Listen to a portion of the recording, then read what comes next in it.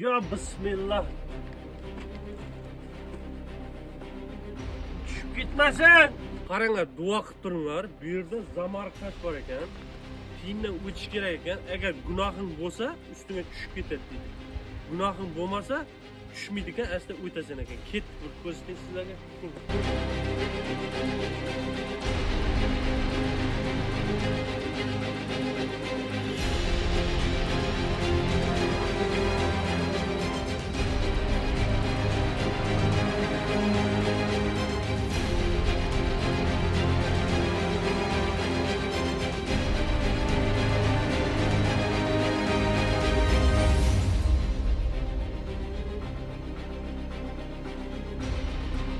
Allah'a şükür günahımız yok ekan.